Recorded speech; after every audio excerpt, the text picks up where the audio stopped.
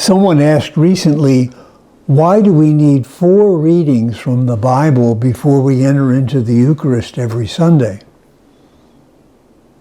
Why do we need a reading from the Old Testament, a psalm, an epistle, and then a gospel reading?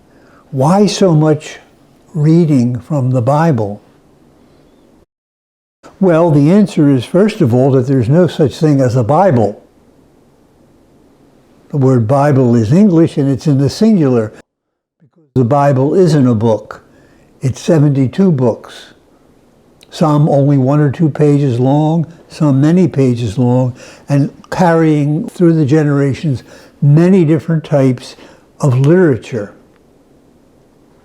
And unless we understand the type of literature that is being given to us, we sometimes miss the message. For instance, in today's gospel, it just appears to me that a reading of that parable without understanding that a parable only has one point might give people the idea that God is some kind of a judge awaiting the sentence and the verdict at the end of our life.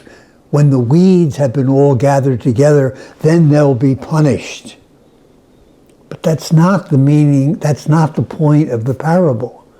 The point of the parable is the farmer's patience in waiting for growth.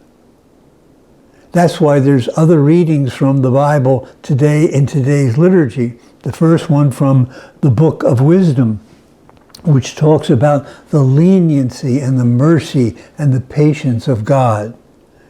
Lest we think just from that parable and misunderstanding it, that God is just waiting to pay the good guys and repay the bad guys, which sometimes is the way we think. No, the scripture is given to us to be read in its entirety. In the little second parable about the yeast in the dough, that should have been a tip that the first parable wasn't about vengeance and punishment. God is saying that His Spirit will grow within us. The Spirit which was mentioned in the second reading, His Spirit which is in us already will grow with patience, bringing us to the fruition and the harvest which He desires. So yes, we do need all the readings from Scripture. We should read the Scripture every day so that we become immersed in God's plan for us, a plan which involves His patience for our slowness. And perhaps in meditating on God's patience with us, we should consider how patient we are with each other.